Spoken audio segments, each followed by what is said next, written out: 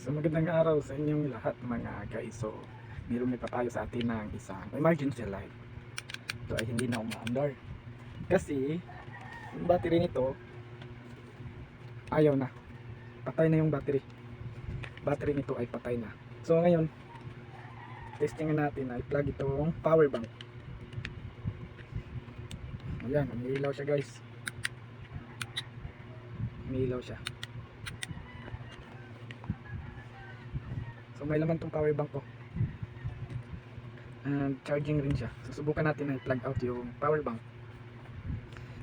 Play natin. Ayun, madaling malubat. Ngayon, napaklas ko na ito. So ito yung battery niya. So masyadong matagal na battery na to siguro. Hindi ko alam kung ilang taon na, pero kailangan ito ay palitan talaga. Kailangan talaga nito guys, ay palitan talaga.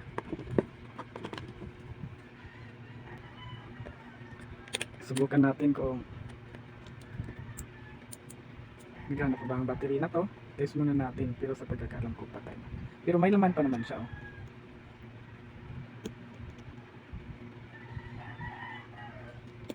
So ngayon guys, itong battery na to ay medyo ano na, matagal-tagal na at luma na. Pero may laman pa siya, kaso lang mukhang drain nata sa loob. So ngayon, since wala akong pang replacement na battery, sinubukan ko ng mga ganitong battery, ganito.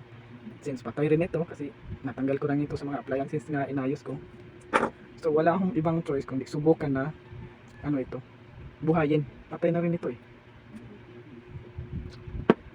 So we don't have choice kundi subukan buhayin ito.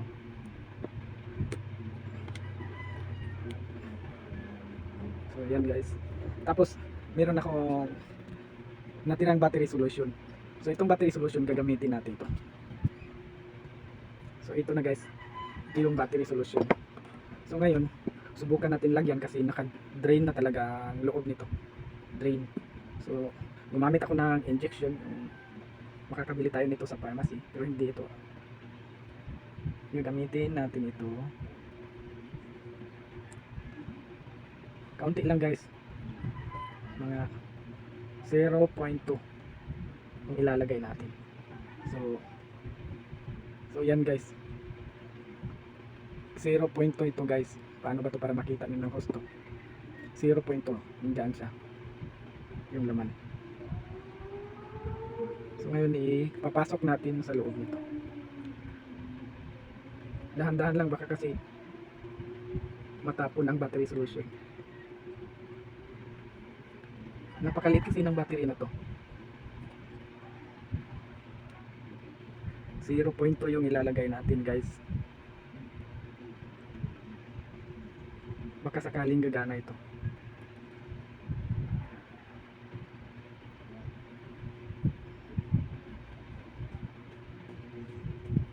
So yan guys, 0.2. I-inject lang natin.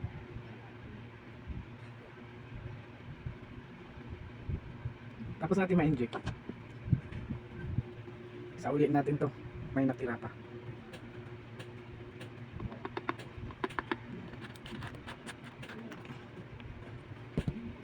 Tapos takpan natin to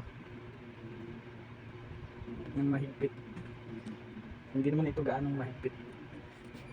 Tapos punasan natin tong kaunting basa.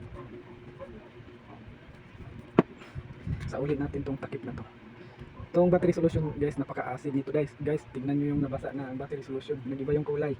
So ngayon, since nalagyan na natin ng battery solution, subukan natin i-test kung may ano ba siya, may laman na ba siya, umaakit ba yung voltahe. Kasi kanina halos 1.16 volts yung laman niya kanina, yung hindi pa nalagyan ng battery solution.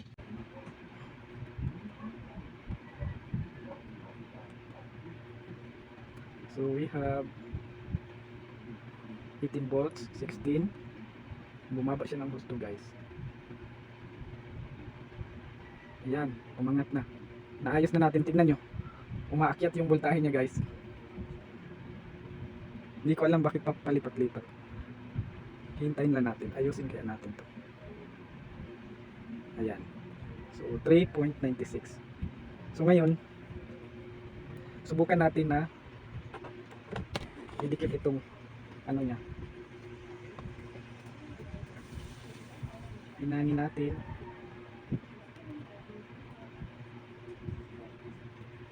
Yan. Nalagay na natin yan. Tapos test natin ulit kung gumagana pa ba.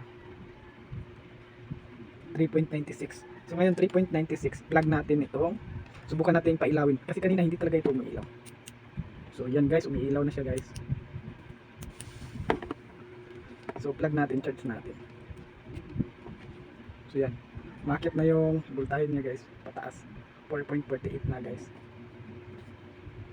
47, bumaba siya. So pailawin natin naka-charge. Yan, bumaba siya guys. Nagagram kasi yung kamay ko kasi nabasa ng battery solution. Kaya babago yung kanyang voltahe.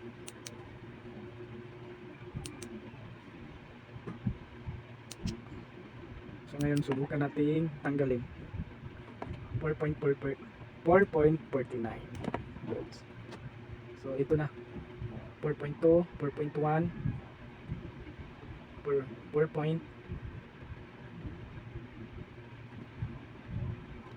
4.99. Hintayin lang natin na bumaba siya. 98, 3.98, 98. So, since bago natin ito nilagyan ng battery solution, kailangan ma-drain natin muna ang laman nito na voltahe bago tayo mag-charge ulit. So, kailangan natin itong i-drain. So, plug on lang natin. Kailangan mga 0 yan. Palakasan pa natin. So, ito na guys. Halos wala na siyang makitang ilaw. Subukan natin patayin ilaw natin kung makita ba natin. Ang voltahe niya ay 2.21. So, wala na. Wala nang laman. 2.19 yung voltahe niya. So ngayon, drain na siya. Drain na yung battery. Charge natin ito. Pero ilagay na natin ito dito.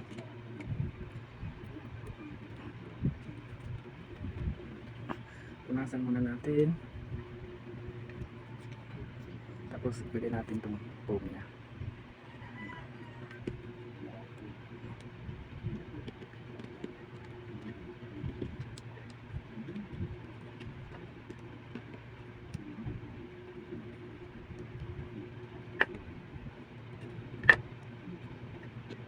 Tapos ilagay natin yung cover ng switch.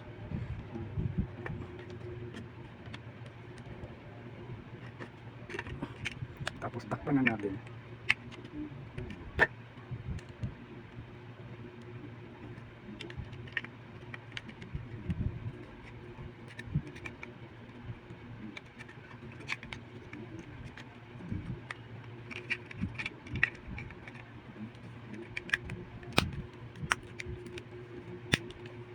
So yan.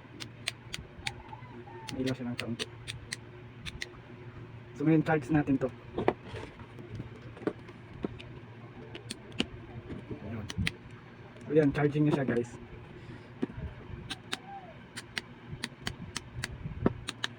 So charge natin to ng ilang mga minuto.